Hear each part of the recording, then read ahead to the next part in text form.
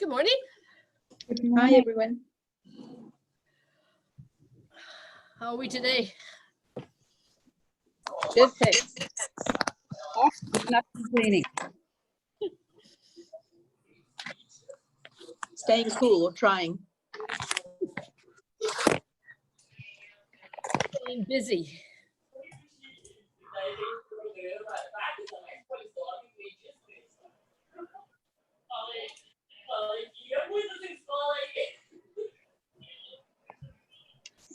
Did any of you go to the CTGA on last week? Yeah, I did. Yeah, it was fun. It Yeah. was really good.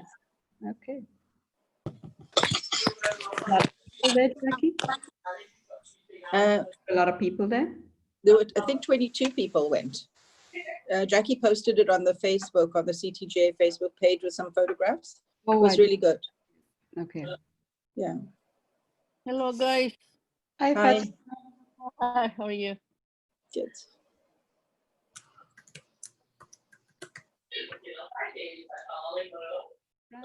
Welcome.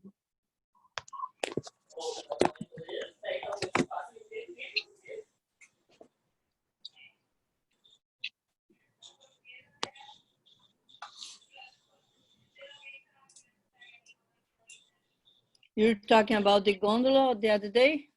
Mm-hmm. How many people went? 20? I think 22 went. Oh, okay. Yeah. Yeah, Jackie took some good photographs. I think they're on the website. I think we had a presentation and a lovely lunch. They've changed the top to, where it was a cafeteria, now it's a restaurant. And you scan the menu from your phone. So it was very well done. And, and people did little hikes in small groups or whatever. So I think everyone enjoyed it. It was beautiful up there. Nice. Oh, okay. Yeah. She put it on CTGA website, Jackie? Yeah. Oh, I didn't see it. There seems to be two websites, or there's two Really? parallel ones. Yeah. So check out.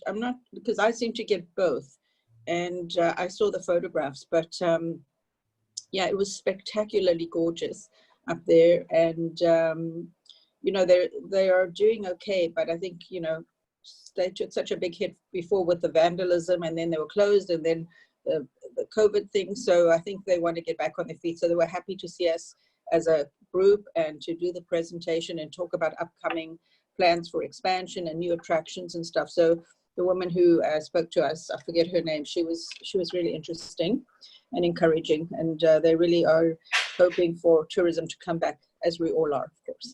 Mm-hmm. Did they ever find out who have done the vandalism? Someone asked her, she said an investigation is underway. So it's still, the investigation is still ongoing. The only report has been released was the technical report with the photos of the sliced cable, location of the splice and everything and that. So she said there was never any danger to people. I mean, I think it happened during the night, and she said she didn't know any more than what had been reported, but just one of those freak things. Not all the cars were damaged though. They managed to salvage some of the cars, but the others, came from overseas as new.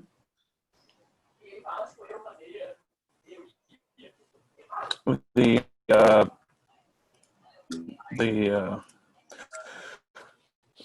remaining cars are actually down in a junkyard in Squamish and behind Squamish Avenue. Oh, really? Yeah. And behind Canadian Tire is actually where they're at. You can go down and see them right on the road. So I think the plan was a couple of them are going to be auctioned off.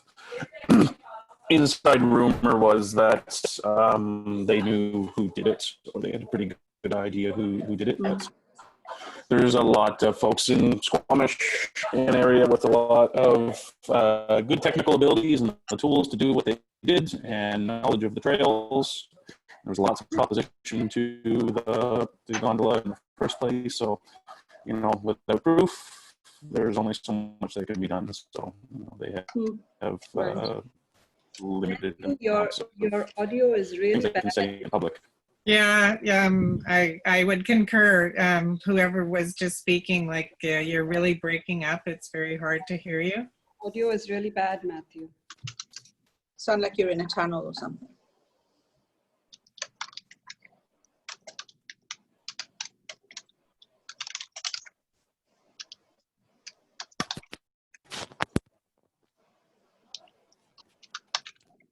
are you on Wi-Fi?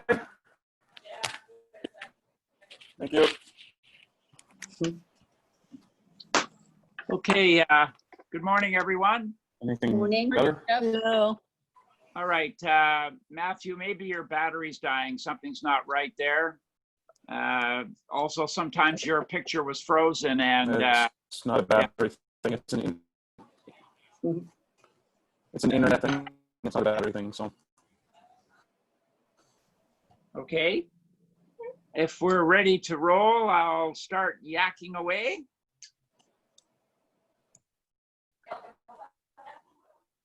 Matthew, we're recording already, right? Yes. Yes, okay. it should Hi. show you that when you log in first thing, right? Yeah, you're still breaking up, Matthew. I can hear background noises from somewhere. Everybody make sure you...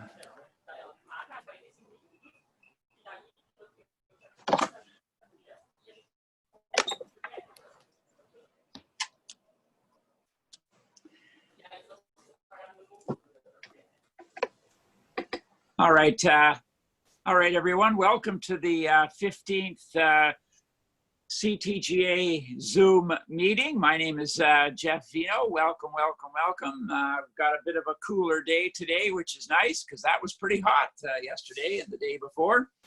In any event, I don't think I have any announcements this morning that I can think of, but we can talk about those things later on.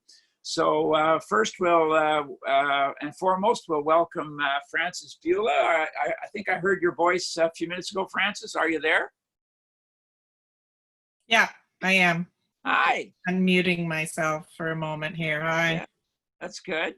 You've got quite the background. Let's do the usual. We start with all of our guests. Where were you born, and is that where you were raised?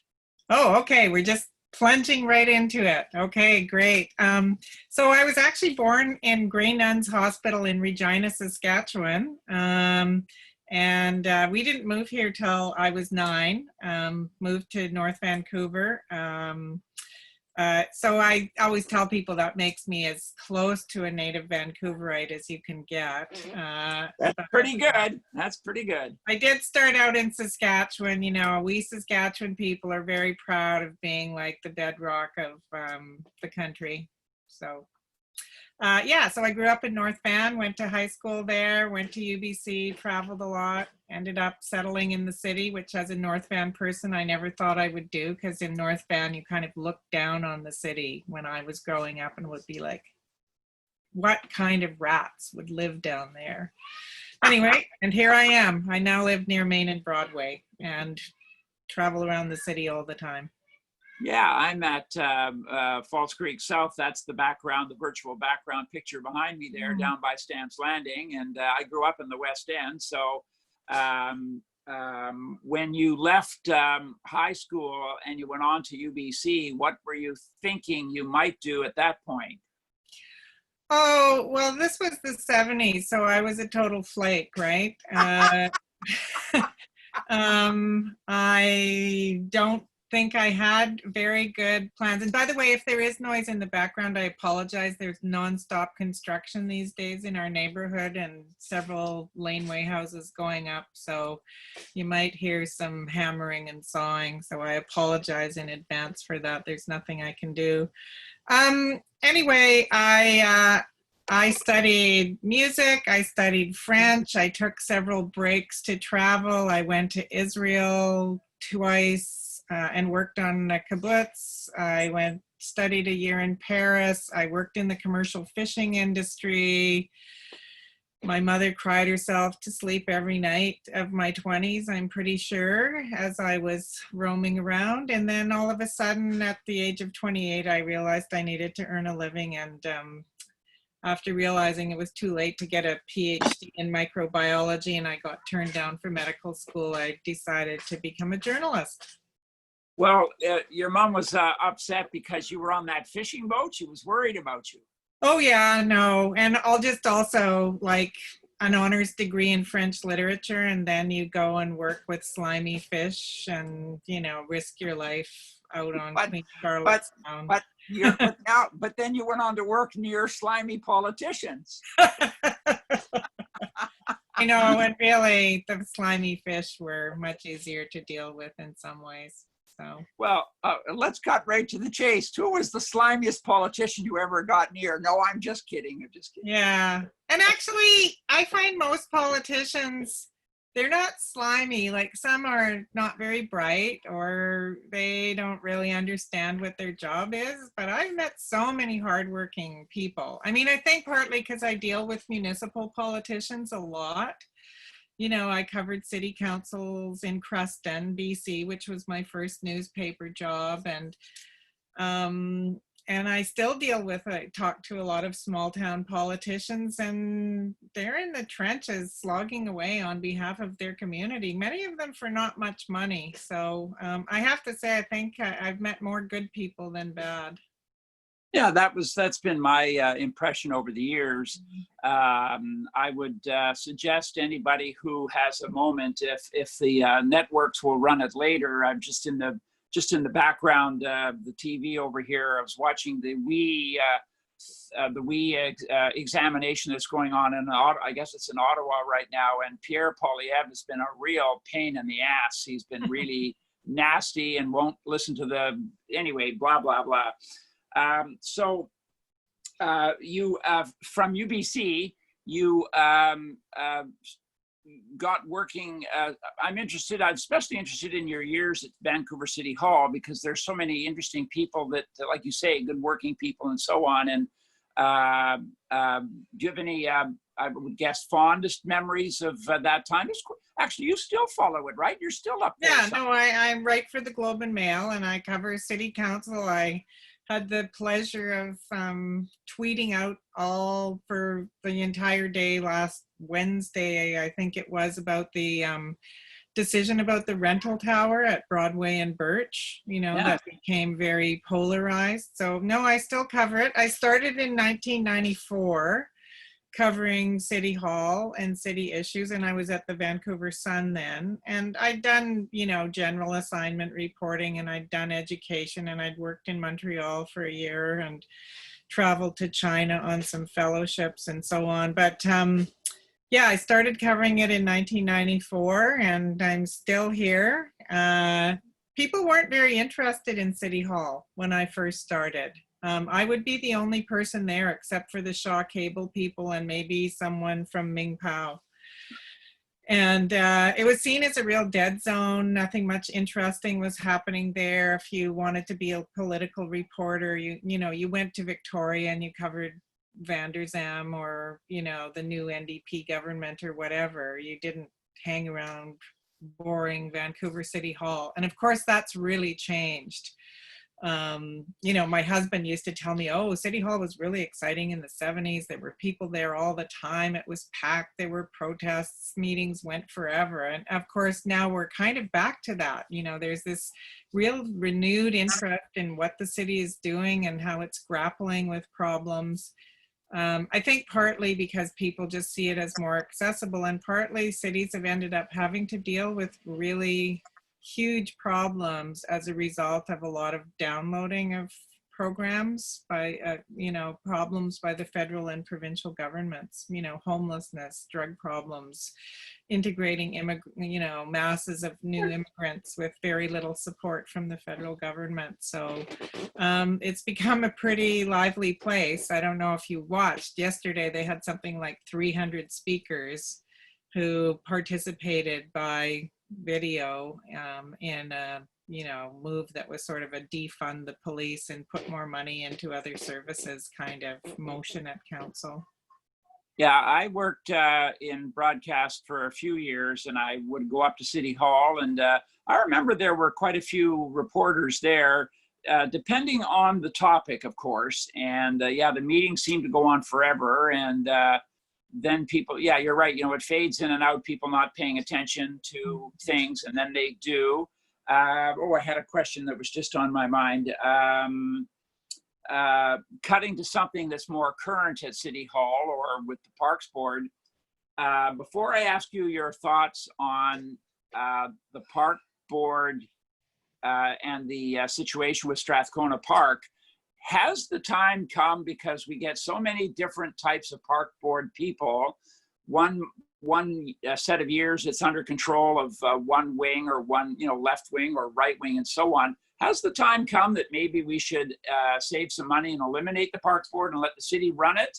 Would you think that would be an okay idea? Or I mean, I don't think it would make a huge amount of difference actually to the issues that people are disturbed by. Like one of the problems at both city council and park board these days is you have kind of a real weird mix with no one totally in charge. Like the council is an independent mayor, there's 4 separate parties, there's no majority. Park board is sort of an odd mix of parties.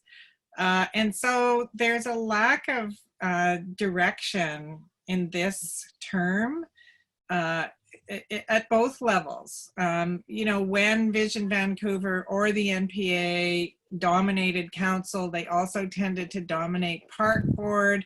They were very coordinated between the 2 levels. Things happened in a much clearer way. Like part of the reason park board seems so dysfunctional and disorganized is for the same reason that city council does. Like there's no clear majority. No one really knows what the priorities are anymore. They shift with every vote on council. And so all the weaknesses of park board are coming to the fore. And they're also dealing with issues that previous park boards just didn't have to. I mean, these ongoing camps of homeless people has really become kind of a permanent crisis.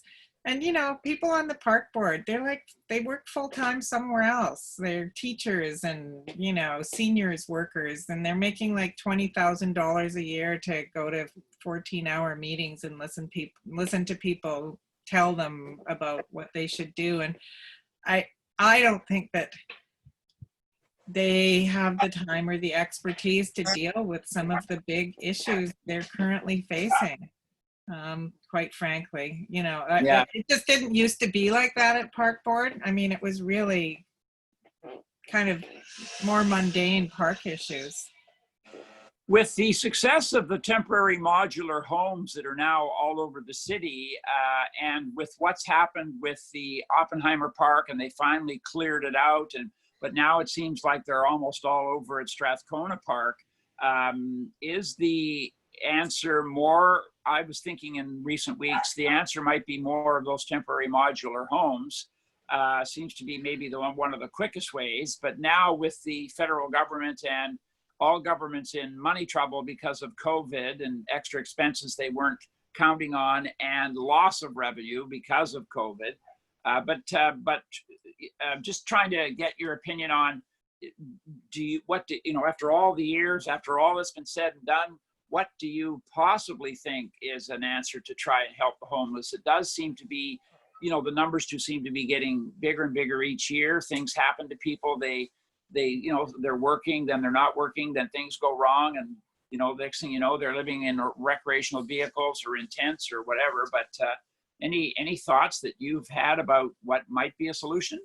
Well, I mean, I've been covering this for almost 30 years. I got a fellowship in 1999 to study homelessness and housing at a time when actually Vancouver was doing very well. Like there had been a lot of social housing built. We were considered to have a very minor homelessness problem compared to Toronto, where people were sleeping on grates in the financial district. I mean, at the time when I first started covering it in Vancouver, there were 500 people in shelters in Vancouver, in the whole region, I think, or something like that. So it has been an ongoing issue for a number of structural reasons, all over North America. Social housing programs sort of got decreased or eliminated completely. That, our Canadian government bailed out of having a national housing program in 1994. you know, there was the deinstitutionalization of people who were mentally ill, and they were supposed to get supports in the community to help them, you know, sort of live a decent life, but outside of a Riverview or whatever. And that didn't really happen. And there's this ongoing pressure on many, many cities on the housing stock. And so low cost housing has been disappearing. It's, you know, been rising in cost. Students, people, you know, sort of from a little bit higher up the housing ladder have been taking over more and more of what used to be the most affordable housing. And you see that cities are very, you know, it's a struggle to build new housing all the time in cities. So there's all of these structural things. Obviously the modular housing thing is a good, as you've, you know, mentioned, it's a good solution. They are putting up a lot, not fast enough. And the whole thing with the camping in the parks as well is some of it is true homelessness. Some of it is people who have a place, they don't like it, they want to be out in the park, they want to be socializing with people. It's also a bit of a protest, you know, visible protest against what they feel is, you know, really crappy conditions for a lot of people. So there's several reasons why there are so many tents popping up in these places besides just strict homelessness. I mean, that's not true for the RV situation. That's people who are simply, I can't find anything, you know, I'm gonna live in my RV down by Home Depot on Terminal Avenue or whatever. But the camping in the parks, it's a real mix of things going on there. And you can't, people aren't totally solving it just by offering housing because there are other things going on. Yeah. Anyway, I wish I had a solution. Honestly, I've been like looking at this for almost 30 years. I haven't seen anyone do really well, except, you know, Europe is somewhat better just because they have huge stocks of social housing. It's less socially acceptable to camp out on the street than it is here. We've kind of come to accept that as part of, you know, city life. The temporary modular homes, was that all funded by the city or city and province? No, it was funded by the province. The way things work in North America is that cities have very little money to do things with. They have property taxes and they have utility, you know, kind of user fees, parking meters and various things.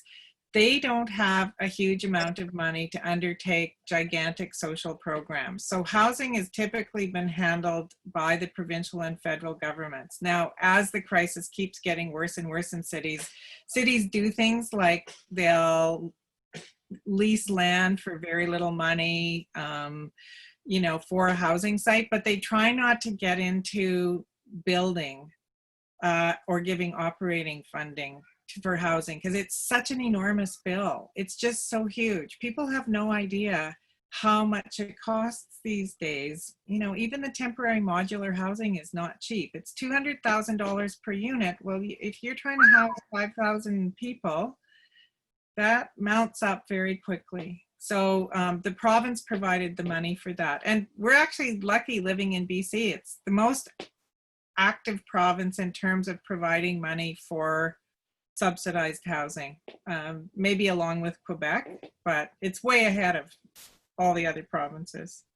Yeah, the American and Australian and European tourists that I cart around on my sightseeing tours, I point those buildings out, you know, because when we drive through the city tour, especially through Chinatown and Gastown, I make a point of talking about the homeless, but I also point out either before we get to those areas or after, see, there's another one of those temporary modular buildings I was telling you, and they're quite impressed by that.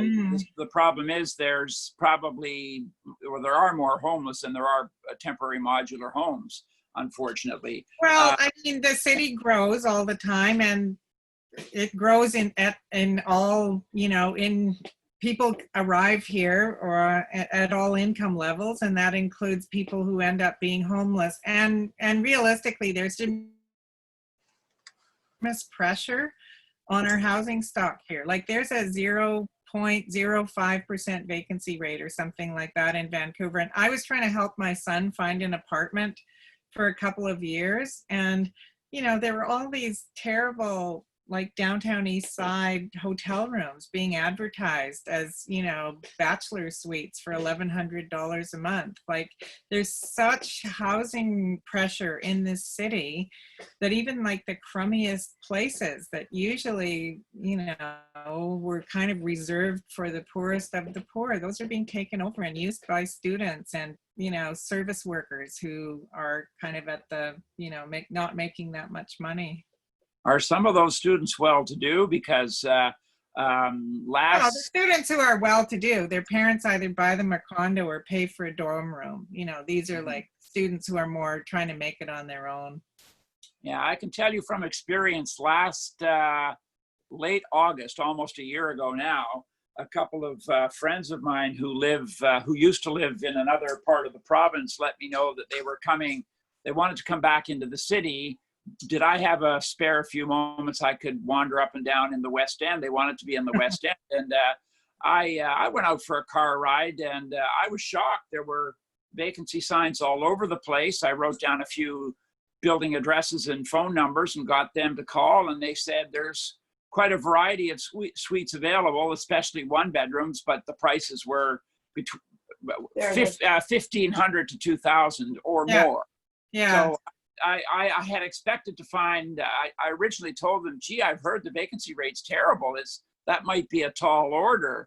And of course, you can't look in the newspaper anymore because they don't really publish in the papers anymore. They publish in the Craigslist or whatever. But anyway, they found a couple of suites, and one of the buildings they moved into was no end of students. And the suites in that building were easily $2,000 a month. And these were students that were coming here to learn English as a second language, or they were off to UBC or SFU, and for some reason parents or whoever, they chose the West End. And I can understand that, having growing up in the West End, you can walk everywhere. Minutes later, you're at the beach or downtown. You don't even need to ride the bus, really.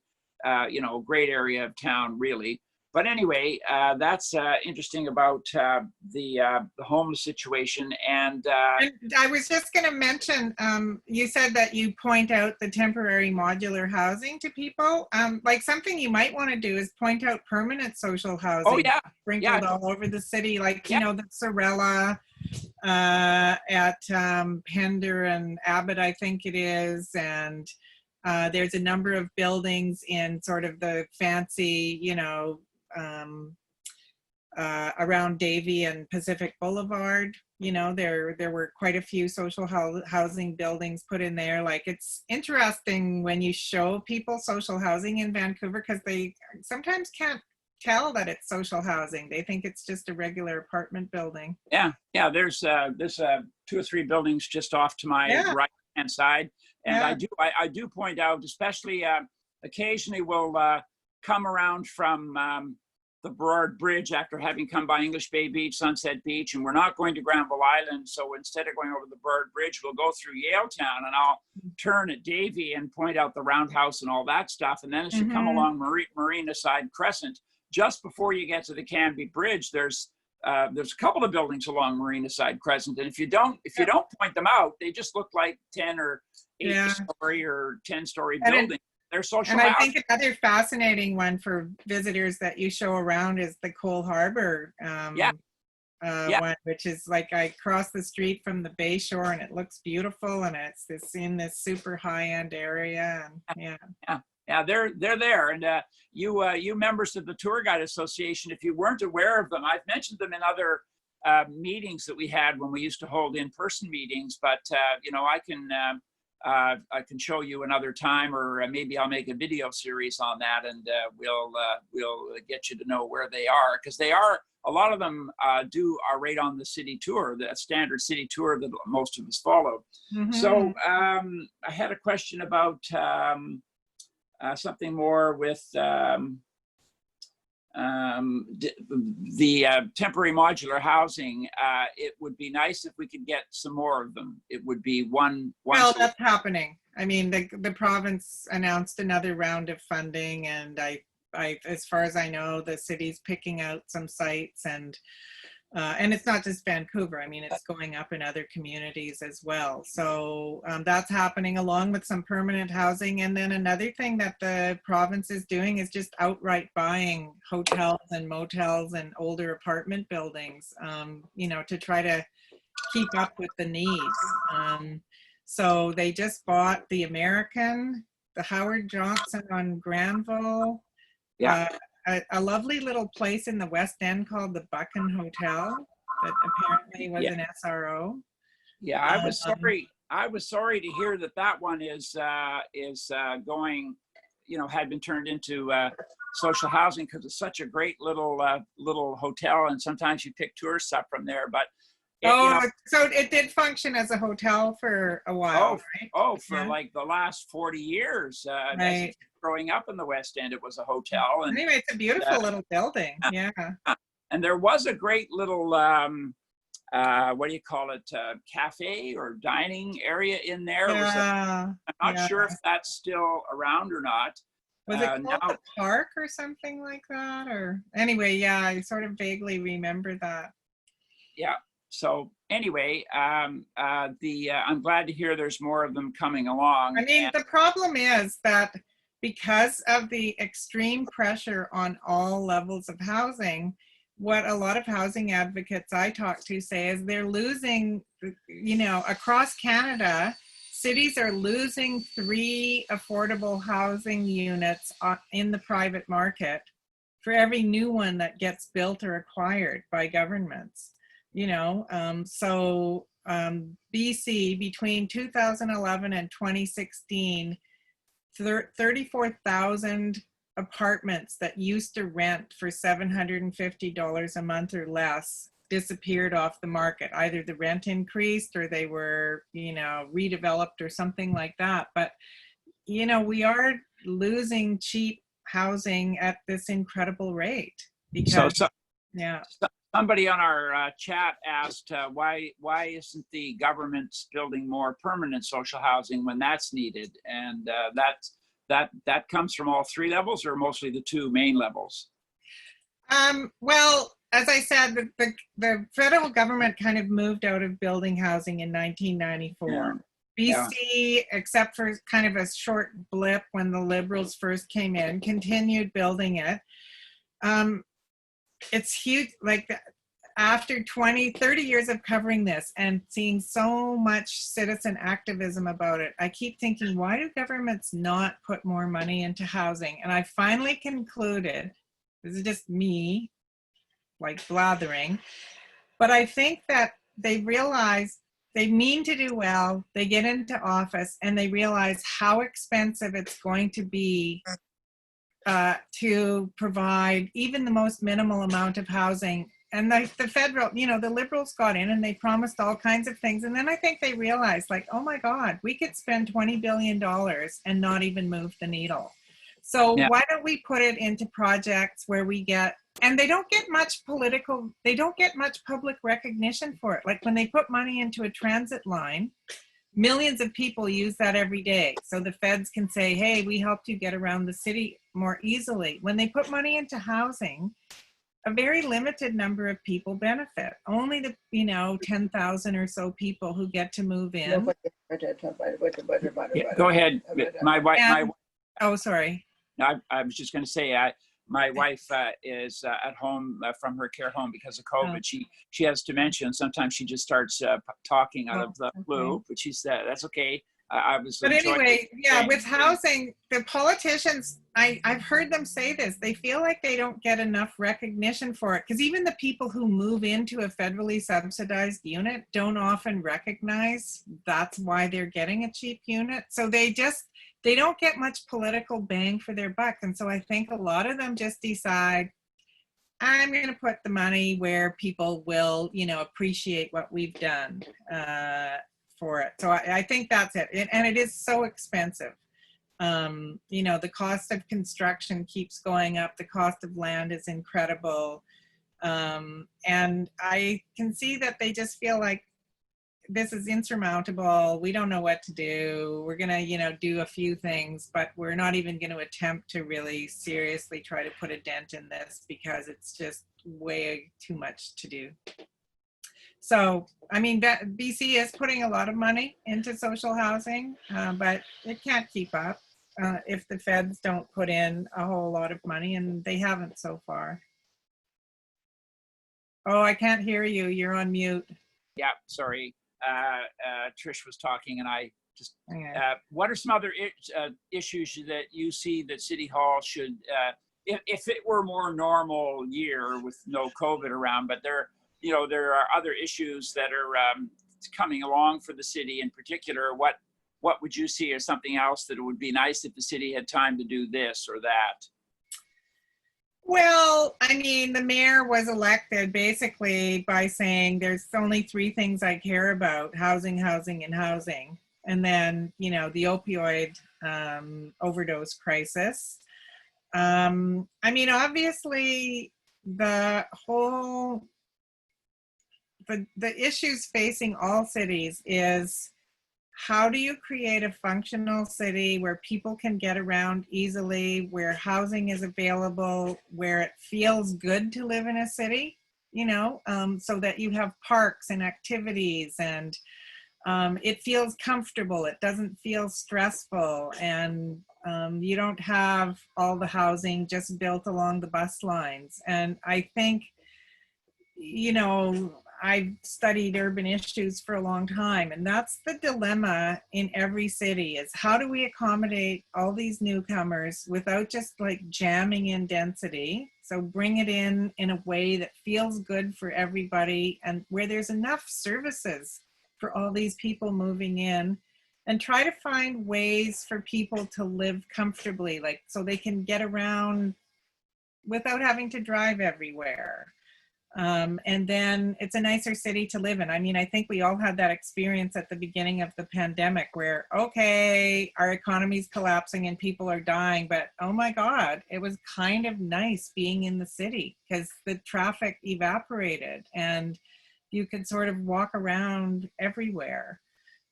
So I think all city people are looking at ways to create an attractive city that doesn't require huge car use, that has jobs, you know, for people that provides housing for people at all different levels.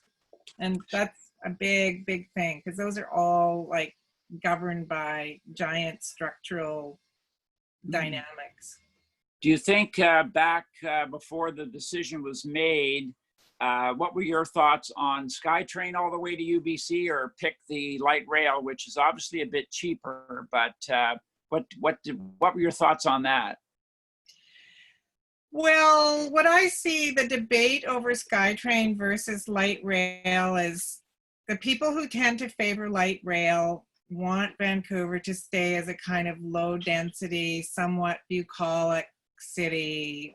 And the people who favor SkyTrain say, hey, look, we're in the middle of a region of 2.5 million. It's going to keep growing. We have to be able to move people in a much faster way than light rail going along already busy streets. I mean, I love light rail. Every city I go in that has a light rail system, I ride it end to end all over. I love choo-choo trains. But they work best in somewhat lower density cities. Like Portland, it makes no sense to build a subway there because Portland actually has the same population as Vancouver, but in twice as much land. Yeah. So they've got much lower density. It makes no sense to build a subway there. It's so expensive. And they've got lots of room on the streets because it was built as a big Western city with huge wide streets and things like that. So it makes way more sense to build a subway there, or I mean, light, you know, a surface light rail system there. Vancouver, because of the way people are coming to it for job opportunities and schooling and for medical research, I can't see how a streetcar system can serve the people that who need to be served in the central city. I think it would have worked out in Surrey. You know, that was the original plan by the former mayor, Diane Watts, and Doug McCallum upended that and decided to have SkyTrain, which is going to mean that there's going to have to be a lot of density built along that line then to justify it. Yeah. It'll change the form of Langley and Surrey out there. Yeah. In the long Yeah. run. I agree with your thoughts on the LRT. You know, I would have been in favor of the LRT as long as it had a lot fewer stops. Just the main streets and keep going, the main arterial streets like, you know, Canby, Oak Street, and so on. But it certainly, over time, it's proven to be a good thing. You know, you look at Canby Street, there was a lot of disruption during the building, but, you know, once it was finally covered over, you know, it's out of sight. Sure, it's underground there, and the people who are on it. But, you know, and Broadway just being an amazing east-west connector corridor with so many people that work out at UBC. And of course, if anyone hasn't been out to UBC in a while, that amazing, those new residential areas, especially at 16 and Westbrook, there's no end of condos going in there, and Save on Foods is opened and a few other stores and so on and so forth. But it is your understanding that it is going to be a tunnel boring machine, except for the stations. They'll have to be cut and cover, right? It's supposed to be a boring. The legal agreement with TransLink and the province is that it's going to be bored. And I talked to the head engineer at the city, Lon LeClaire, about this several times over the last few months. So they've already taken the trolley buses off Broadway. I don't know if you realize that, in preparation. And they're going to put metal plates over the intersection so they can dig there, but you know, you'll still be able to get across. They'll close one lane, but they'll still have two that are open. Yeah, and they're hopeful that once the subway goes in and you don't have to have like an endless chain of 99B diesel buses roaring down Broadway, that maybe they can do some things to make it more attractive. You know, like maybe even like allow parking back there, widen the sidewalks, put in little bench and small park areas and things like that. Because it's, you know, as you know, you all as guides travel around the city all the time. Broadway, except for the stretch between like McDonald and Alma, is not a very attractive street. So there's some hope that that will change once the subway line is then taking those 100,000 people a day along Broadway, but underneath. I think it's more than 100,000. It seems like it sometimes. Yeah. They've rerouted. I just actually interviewed the TransLink people, and they sent me the 2019 numbers, and it's 60,000 a day on the 99, which I was a bit surprised at. Just on the 99, but when you throw just on the 99. Yeah, when you throw in the number 9 Broadway bus, it right.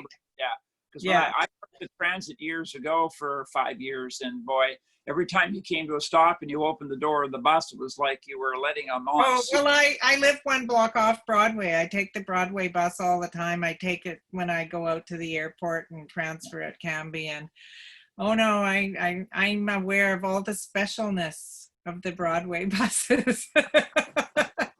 So in your, somebody just asked a question on chat about the, does it make any sense to just stop at Alma? Surely now with the desire to put people to work, extra funds can be found to do it. Well, actually at the moment, the plan is to stop it at Arbutus, but the plan is to hopefully go beyond that right out to UBC, right? Right, and there's a lot of pressure now on the federal government to actually deal with some of the problems, including housing, but also transit by, okay, let's get people back to work by building tons of social housing. You know, Doug McCallum out in Surrey is pressing to have, you know, his full line built, you know, with federal infrastructure funds. Vancouver's pressing to go all the way out to UBC. you know, and they're all saying, if you want to get the economy rolling again, maybe put your money into these kinds of projects. Mm-hmm. I want to ask you a question about Mount Pleasant. How did all the wonderful wall murals come about from about Main and 3rd Avenue all the way up Main Street? And yeah, how did that all come about? You know, I wish I knew more about that. You all probably, there's probably someone in this group who knows more than I do. I don't know. It just kind of started emerging. And I mean, I love it. There has been a bit of a tradition of murals in Vancouver. Like there's a beautiful one at Hastings and Kiefer that's been there for quite a long time. There always was one on the side of the store at 10th and Main. And I can't remember who organized it. There's been some criticism. Some people have said, oh, developers are funding it just to spur gentrification. And I'm always like, you think that, you know, you need to spur gentrification in Mount Pleasant? It's happening, buddy. You know, doesn't take any murals to do that. So there's been a bit of criticism of it, but yeah, I think it was just like some local group who kind of rounded up some funding for it, and it's kind of cool. I like it, except for a couple. There's one near me that I'm not that crazy about that went up last year, but mostly I love them. Yeah. Well, I was disappointed that the one that was along Beatty Street from Georgia to Dunsmuir, across from the old Beatty Street Drill Hall, that one recently got changed. Oh yeah, the one that had like all the famous BC people in it. I know. Yeah, Chuck Davis was on that. Captain George. And Bob Rennie and his little diamonds, you know, sweater vest, and David Suzuki, and yeah, all kinds of things. And I didn't understand why that one got painted over. Well, I don't know. And speaking of that corner, the Vancouver Art Gallery wants that lot for their new building. And well, there's an agreement with the city that they're going to get it if they can raise the money, but the Lord knows if that's going to happen. But I was surprised by the building they chose. It doesn't look like it's an interesting building. I liked it, but I thought the main thing they wanted was lots of space. So I thought they would build a building that would be occupying more of the block so they could put more of what they have in storage on display. Yeah, but I think everyone's waiting to see what's going to happen, because that was the vision of the previous art gallery director, Kathleen Bartels, and she sort of suddenly departed last year. And I think there might be just an interim director in charge, or I can't remember, but it's unclear to me whether they're going to keep pursuing that plan or what. Well, somebody was wondering about where the, you remember after the Stanley Cup riot, there were temporary boards put up and people did artwork and signed their names and so on. I think those went to the Museum of Vancouver, and somebody, what's the rest of that question there? Yeah, so that's my understanding, is that those hoardings are now in storage in Vancouver. Yeah. So it's too bad that the famous challenge, we've asked a few of our other previous guest speakers about the infamous Challenger relief map that used to be at the PNE. Oh, I know. I used to see it all the time when I went to the PNE. I loved it. It's in some warehouse rotting away in Richmond, I think. Yeah, or I've heard it's at the PNE. I mean, it's in storage. Yeah. Anyway, can I ask you all something? Yeah. So I'm really curious. When you take people around, what do they comment on about Vancouver? What are they interested in? What do they notice that we kind of take for granted? We hardly even see it anymore, but to them it's like, what is this? Well, I think I'm fascinated with your experiences as you take people around.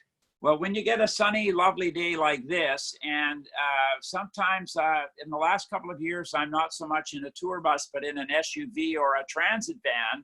So I can sneak down along Cole Harbor, along Hastings Street, you know, Cordova, Hastings, and get into the Bay Shore along the by the Cadiro's restaurant. They love the seawall and the beauty of that whole, the trees, the mountains, the ocean. I mean, we're so blessed with the natural geography. And I'm seeing the comments in chat about the glass, bike lanes, homeless, Stanley Park. Yeah, that's great. Yeah, and they ask about the rents. You know, they definitely ask about the price of housing and rents, and you can see that they're thinking, gee, this would be a great place to come and live, at least for 6 months of the year anyway. If I could, I'd be in Hawaii every winter where I could see the sunshine. And you know, I'm enjoying these sunny days so much. The windows to my right with that view just behind me there. Yeah, so you guys, if you want the rest of the members, if you want to pipe up. Yeah, like I'd love to know what people, I'm so fascinated by what people think when they come here. I remember once I saw a young French woman on Twitter saying, I love how everyone says thank you to the bus drivers when they get off the bus. And I'd never thought about that before, but to her, it was really like novel and interesting. Yeah, I'll, come on, one of you other guys pipe up for a minute. I need to run to the other room to get a newspaper clipping I want to read to Francis there. Someone must have experience you can tell us about comments you remember tourists making to you as you showed them the city tour or at the end of the tour. A lot of people are curious about why we stand on the right on escalators. Oh, isn't that like the international rule? No, they noticed that quite a bit, actually. Oh. Was good. Alistair's mentioning about natural spaces, about the fact that so many parks are here within, you know, the downtown core. Hi, I'm Matthew, by the way. I've been kind of taking care of things behind the scenes. Yeah, thanks. Yeah. Well, one of the things that one of the most asked questions, besides what's that yellow stuff over in North Vancouver? Oh, the sulfur pile, yeah. A lot of us for fun will say, oh, that's the Egg McMuffin stuff on the top there. But, you know, here, Francis, this will really probably throw you for a huge loop. The number one question almost year after year after year, and I've been doing this a lot of years, what does a flashing green light mean? Oh, that one, yes. Really? Oh, wow. Yeah, they've never seen the pedestrian activated crosswalks. When they see a traffic light, it's either working normally, red, yellow, green, and it doesn't just keep, and then ours, you know, just flashes green at some intersections because it won't turn red because it needs a pedestrian on the corner to be able to punch the button. Right. So that's one of the most asked questions. So I'll just read you a letter that was a short letter that was to the Vancouver Sun not quite 10 years ago from a lady from Texas. She wrote, we recently escaped the merciless Texas heat to tour San Francisco, Portland, Seattle, and Vancouver, all most lovely cities. We have come to the conclusion that your fair city of Vancouver is hands down the crown jewel of the Northwest. Vancouver is very modern, clean. People talk about the cleanliness all the time, although I'd like to see more money from City Hall on cleaning up those garbage containers. Anyway, clean and trendy, pleasant, extremely picturesque. What a pleasure it was to tour Stanley Park, the Granville Island Market, Gastown, and Capilano Suspension Bridge.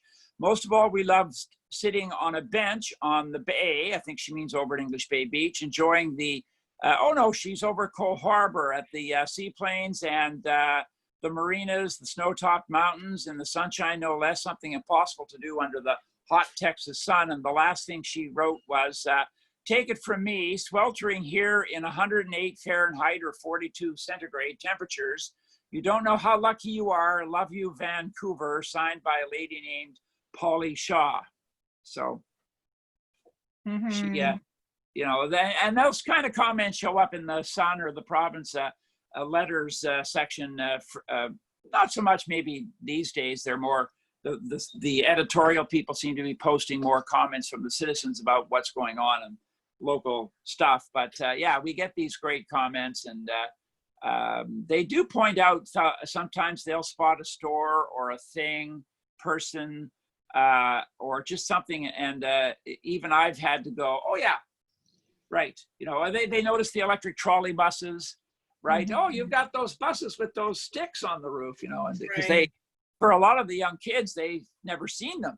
You know, if you have Seattle, San Francisco, I think Boston might have a few of them, but you know, it's kind of funny how what they do notice, like you say. Yeah.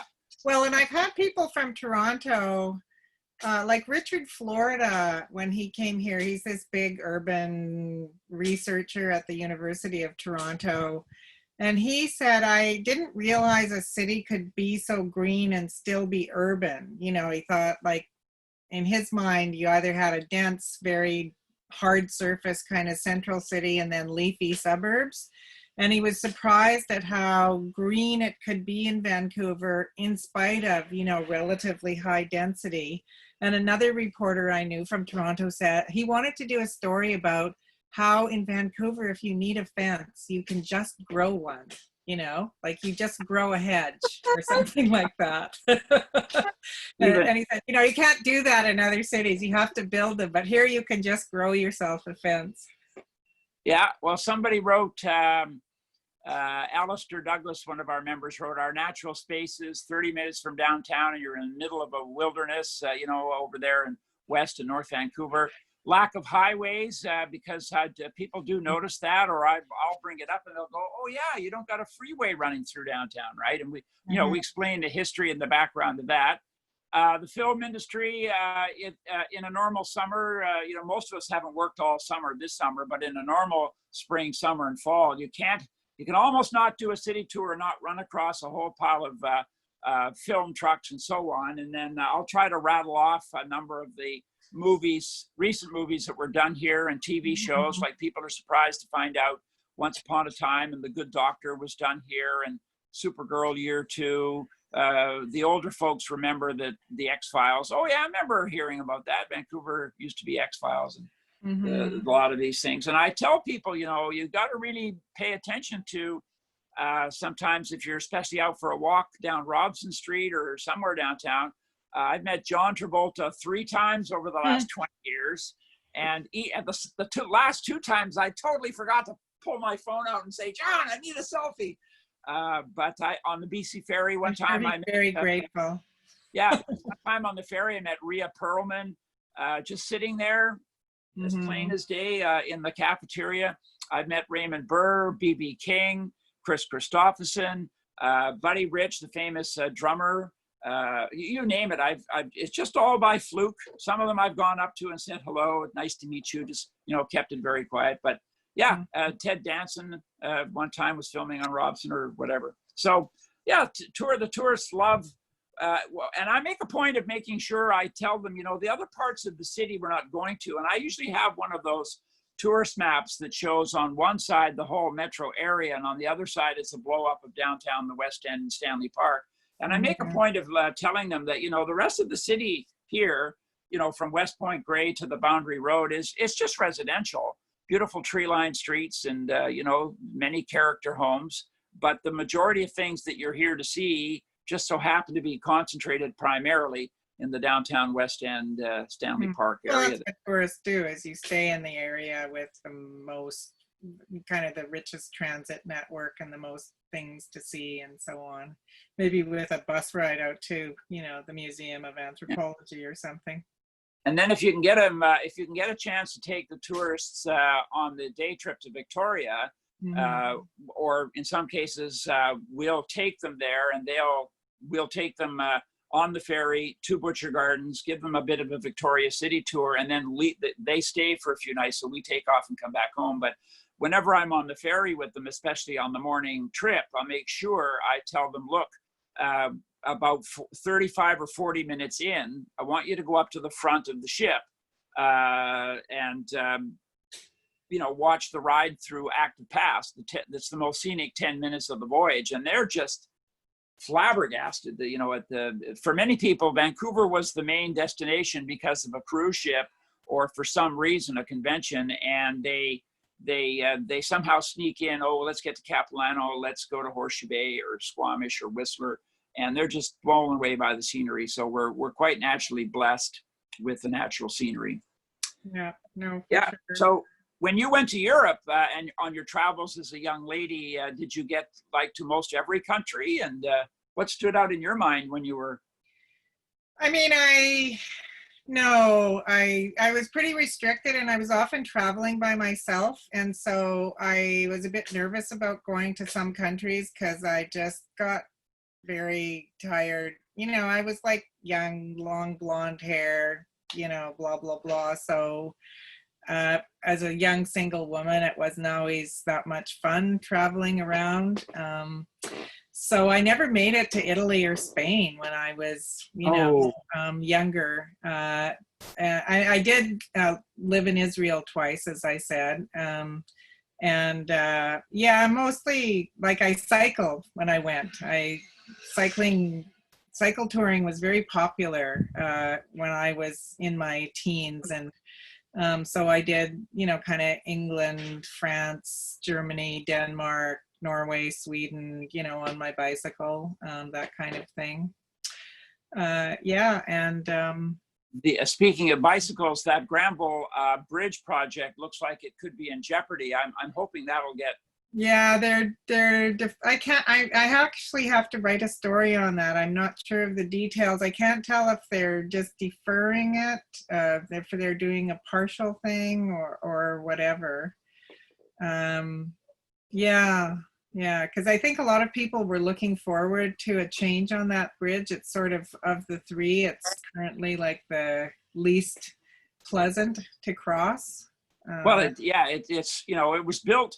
If they were to rebuild it today, it wouldn't be as high up in the air. It was built so that the things that were being built in the east end of Falls Creek, the big steel thingies from the, so everything could get under it and they wouldn't have to keep opening and close the bridge. Oh, I didn't realize that. My uncle was a welder at Dominion Bridge who actually helped build that. Yeah, the big barges that were going underneath it with piles and piles of sawdust and lumber. So that's why the Canby, the Burrard, and the Granville bridges all got built way up. Right. The Canby bridge not so much, because by then they realized, we don't need this thing to be way up in the air. Right, because it was so industrial originally around Falls Creek. Yeah. Another thing that Chuck Davis have pointed out years ago in one of his columns was you hear the traffic reporters and others inadvertently calling it the Canby Street Bridge, the Granville Bridge, and the Burrard Street Bridge. It's not. The word street isn't actually in their official names. It's Canby Bridge, Granville Bridge, Burrard Bridge. I'd never noticed that. Yeah. It's just that's what the plaques on them all say. Knight Street Bridge, I'm still looking into if there's a plaque for that one. I don't think there is. But anyway, it's just a side note. You wrote, you teach journalism and at Langara. Are you still doing that? Well, no, I did teach at Langara for 13 years, but I actually just retired last year. However, I am still teaching at UBC. And I used to teach journalism also at Kwantlen, so I feel like I've covered the whole region. It's really great working with young people, and especially, at UBC, we get a very large component of international students. So they come to the city and they sort of see things and connect with communities that many of our Vancouver reporters don't. So it's really interesting to work with them. Now, when you teach journalism, that's the written journalism, or do you get into broadcast radio? Well, every journalism school does everything. I mean, these days reporters are expected, or anyone who goes into journalism is expected to be able to do everything and twirl plates on sticks and, really. So, but my video and broadcast skills aren't great. We do have people in the program who teach them that.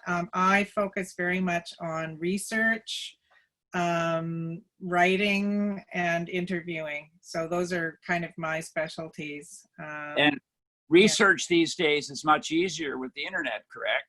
Yeah, although there's a lot more to look at. And then, you do have to warn people, like, don't use this. It's from a parody news site. Like, I've had people do profiles of someone and quote an article, like, from a parody news site and not check, like, is this really possible that David Suzuki was fined for leaving his garbage out? I don't think so, I had someone do that because, there's so much more information, but there's a lot of bad information out there. So we really have to teach them, how to assess the information they come across.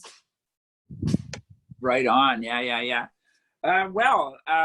So that hour's flown by. We can't thank you enough for for your time, and we learned a couple of good things. What are you working on that's besides the Granville Bridge thingy? What else is on your plate? I'm doing something about how Vancouver, the city has a policy of like trying to encourage people to save supposedly their historic, like pre-1940s houses. But in actual fact, it's kind of a flawed policy, and really a lot of houses aren't being restored. They're dismantled down to the beams, and then a new house is built around it that sort of looks like the old one. So I noticed that a lot in my neighborhood. There's a lot of building going on, and I was like kind of surprised. I have a 1909 house, and I could see other houses on my block where they were supposedly being restored, but in the end there was almost nothing left of the original house. So I'm doing that. I'm doing something on this effort to try to bring back the neighborhood grocery store that one counselor is advocating for. Are you familiar with that little corner thingy at 10th Avenue in Quebec? Yeah, Federal Grocery. Yeah. Can you I go there all the time. I've written the about folks them about many that. times. Yeah. Tell the folks about that. I just discovered it about 2 weeks ago. Yeah, well, there's about 3 or 4 old grocery stores in Vancouver that are being repurposed into like hipster hangouts. So there's Marché Saint-Georges at 28th and St. George. There's the one at 10th and Columbia, I can't remember what it's called. It's 18th and Columbia, but it's a former convenience store. And then there's Federal Grocery, which was, run by an older Chinese couple for many, many years. And so they've sort of transformed them into these places that sell, gourmet stuff and home baked things and fancy coffees and all the rest. And that Federal Grocery, oh my God, like all during the pandemic, there was a lineup outside it nonstop. And they've got some cute little tables outside, but that's a fun thing to show visitors too. And then I think there's the Wilder Snail in Strathcona. So those are the 4 I know about. What is the one at 18th and Columbia? It might be called the Mighty Oak or something like that. Anyway, they're lovely places because they bring, our residential neighborhoods tend to be kind of dead. Like all the commercial activity in Vancouver is pushed onto the big main traffic streets. And we don't have very many cute little neighborhood nodes. Like Portland has those. And we don't. Like there's a little bit on Victoria Drive, and there's a little cluster at 33rd and Mackenzie. And I think there's like a little cluster at maybe around 57th and East Boulevard or something. But other than that, all the commercial in our city is pushed onto the highest traffic streets. And these little neighborhood things, what's really nice is you can go have a meal and a coffee and you're in a nice, beautiful residential area, and it kind of brings all the neighbors out together, and it becomes a place where, local residents meet each other. And I think they're fantastic. I just wish we had way more of them. Well, that's one of the things I've noticed about the COVID-19. The plus side is it's made us all stop, slow down, go for walks in our neighborhood. And,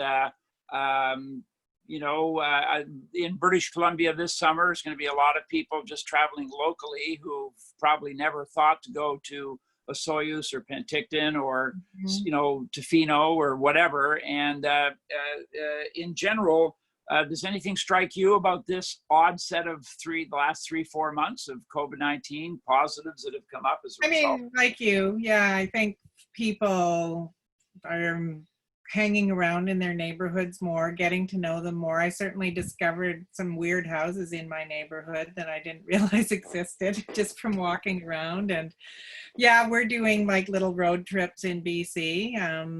You guys were just over when I first Cumberland, Hornby, Quadra, and Strathcona Park. And then we're going to do like the Kootenays, Osoyoos, Creston, Nakusp, Revelstoke.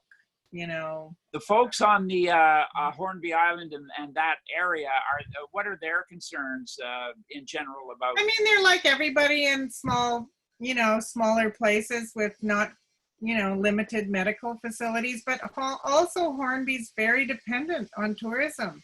Like many people there rely on the tourist season for their income. So I think they were a bit conflicted, but they weren't like CTGA, which definitely doesn't want anyone there. Yeah, so I found Hornby was fine and Quadra was fine. I mean, people were, you were sitting outside. Some people were wearing masks, and so on, but it seemed to be working out okay. And I haven't heard of any massive outbreaks in any of those resort towns. I mean, even the one in Haida Gwaii seems to be people who lived there who went off island and caught something and then brought it back. So no, it's been pretty okay. And the one thing that's not fun is if you're stuck in some town and, it's raining, you can't eat inside at any of the restaurants. That can be a bit of a downer. And now that we're almost at the end of July of 2020 and the year that it's been, it certainly doesn't look like things are going to go back to the old ways anytime soon. Doesn't look like the border's going to be. I'm already planning my next summer's BC trip because I figure we'll be still stuck here. Oh gosh. Is there any way the government should try to recoup the money? I was thinking, we need to start paying back all this money the federal government has put out in CERB and other relief efforts and so on. And I was thinking, they should ask for help when this is all over. If you can spare an extra 100 on your next taxes, would you give it? I would. Yeah, I mean, there are, as I think we've all experienced, the pandemic has really heightened the sense of a divide, and some people are doing just fine through all of this. I have friends who've said, we don't know what to do. The money's just piling up in our bank accounts and we don't know where to spend it, and that's obviously not the case for others, but there's a real divide, and you could ask for that. I mean, the massive debt that we've all taken on, which is kind of scary to think about. But I saw someone who wrote an article about the massive debt the country took on for World War II and how, everyone thought they'd have to, pay it back and higher taxes and everything for years. And really, it was all paid off through the country's growth. And, it didn't really lead to years of privation and higher taxes or anything. So I think my sense is that's kind of what they're counting on this time as well. But for sure, I mean, I do feel like there are some people, there's a big group of people who've been fine throughout the pandemic and could probably afford to give back. Yeah. Well, Tour Guide Association members, unless anyone has any questions, we've kept our guests just over an hour, which is fantastic. Francis, you seemed a little concerned before we started, and it went all fine and easy, right?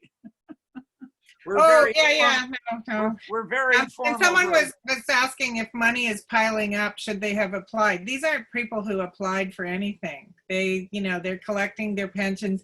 Like there's stats showing that people in higher paid jobs were only laid off. Only about 4% of those people lost their jobs, and people in the lowest paid, the service jobs, 40% of those people lost their jobs. So the people I'm talking about where the money is piling up, it's not that they were getting any government benefits. They just, had a good job or good pensions, and that money continued rolling in. So anyway, sorry, I've taken too much time. No. But that was great. I would have loved to have heard lots more questions, but this was great. Thanks. We just keep it informal and simple, and so it makes it. And now I'm off to do a Zoom tutorial on how to teach online. Okay, well, we'll let you get on with that. Thank you so very much. Great. We'll be in touch, and if you think there's anything we should be aware of, you have my email address, and I can alert folks to hey, we got a note from Francis, and she says we should look at this or something. So okay. And I think those people with the money piling up, they're out there. You just have to figure out how to get them to come and spend. I mean, like people are having a hard time getting hotel reservations because there are these people with money who are now, they're confined to BC and they're traveling around, and it's actually kind of tight in some hotels for reservations because they have the money, they want to spend it, and they're going out in BC and spending it. So I'm sure you guys could tap into the little faucet there. Wow. All right. Okay. All right. Thanks very much, Francis. Thank you Yeah, very, thank very much. you. Bye-bye. Good luck, Bye-bye for now. everyone. And for you other members on the line here, any housekeeping questions or anything you need to know? Matthew and I the other day were able to load up some more coach operations and coach safety videos to the YouTube site and so on. But anybody they'll be coming up hopefully today. I'm just getting them uploaded. Oh, okay. Anybody have any comments or questions? Matthew, what was wrong with your headset and so on, or whatever it was at the beginning of the hour? Just an internet thing. Just an internet thing, that's all. So what internet do you have? Do you have the, tell us, what's it called, fiber optic, or do you just have regular internet?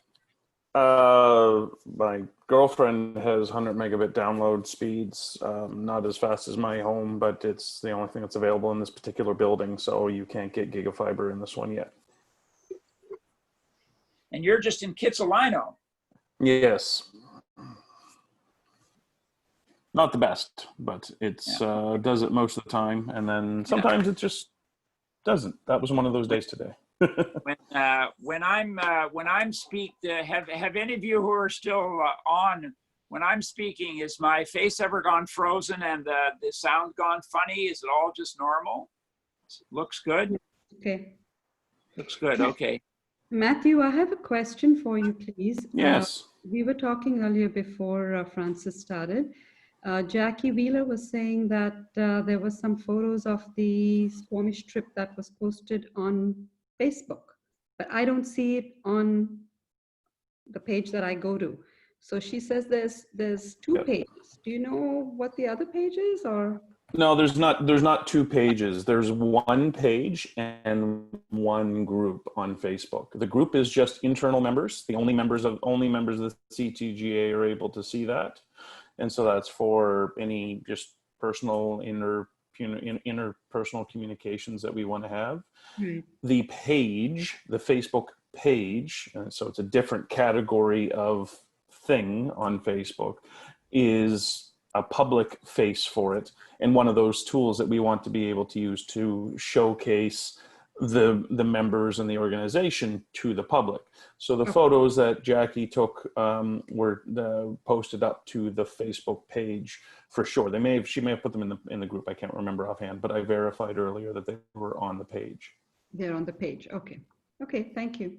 Yeah, not a problem. So yeah, we need to be able to, even I'm having trouble figuring out, okay, if I'm posting this on CTGA, I know my CTGA Jets FYI, I can find that with ease, but finding the page you just mentioned, I'm not sure where I'm looking or going. It's still a little... When you're in the Facebook app, it has two categories. It has one for pages and one for groups. And if you're unsure of which particular CTGA you're looking at, the icon for the members only says members in big letters. So, that's only us as the group. So it's like when I just type CTGA in the search on Facebook. It'll bring up both the page and the group. If you are following both, it'll bring them up at the very top. Otherwise, it will bring them into a ranked list based on the algorithm. So if you're pulling up CTGA of BC, it will bring up both ideally because you're a member of the group and you have liked the page. Right. So so it shows CTG of BC group with a tick mark next to it. So that's the group one, the private group. And then it shows CTG of BC. I'm assuming that's a page because it's showing a thumbs up next to it. So those are. Does it have, what does the icon say? Because the icon for the group says members only. Oh, right. Yeah, that's the other or one. members. CTGA it says Association Nonprofit Organization. So that's the page. Okay, got it. Yeah. Thank you. Yeah, so that's whenever I type it in, it's that's what I'm putting in. Is it showing? Apparently the page, oh, I'm not sure what's happened there. The page photo has been changed. It's not there. I will have to, I don't know why that's there. And But for anybody that's when I look on the curious, yes, that's right. When I look on the page, I still don't see the photos. So I don't know. Maybe I don't know.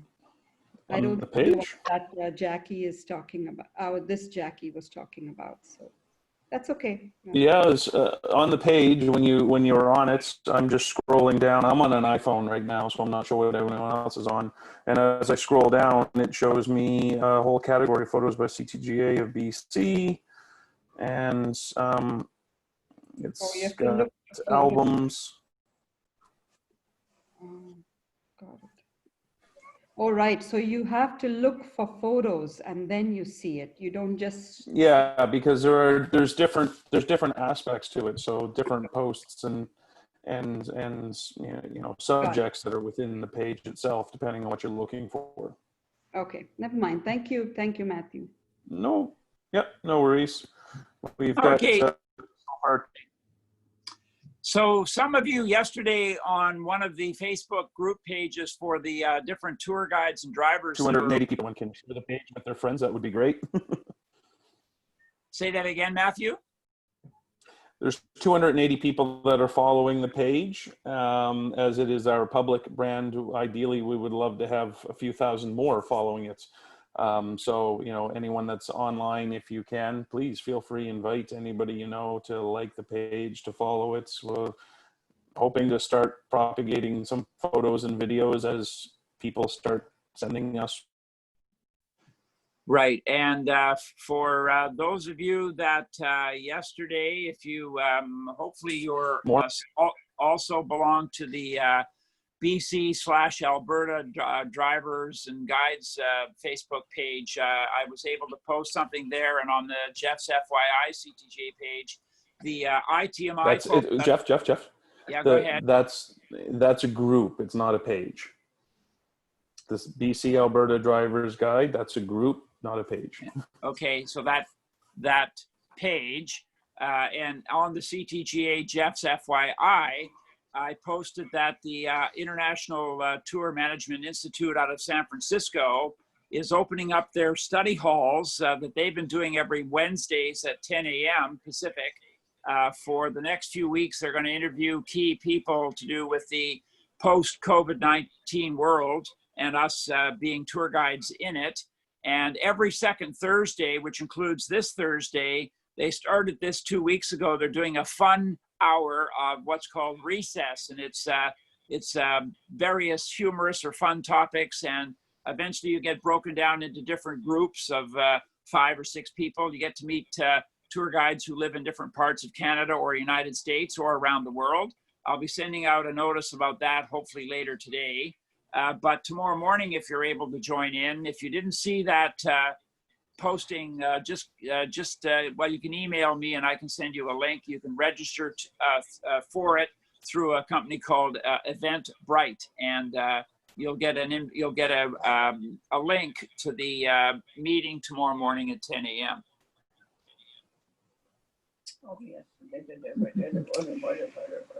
Okay, so there we go. I guess we may as well wrap it up for today.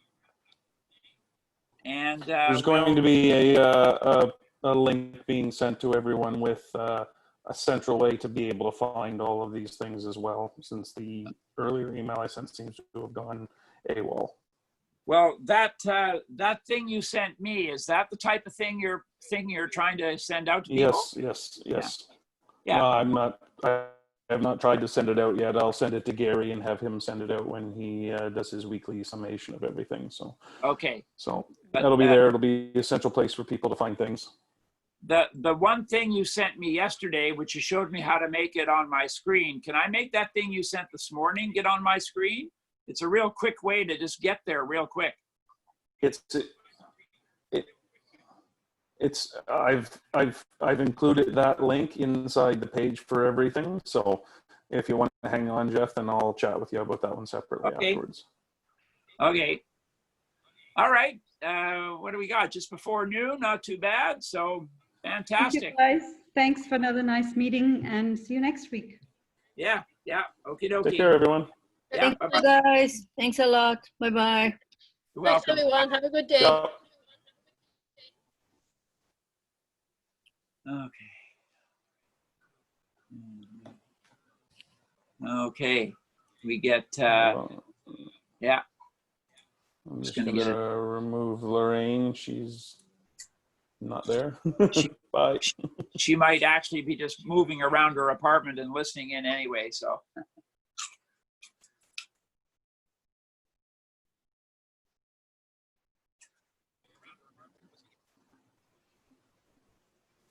Hang on. Stop recording.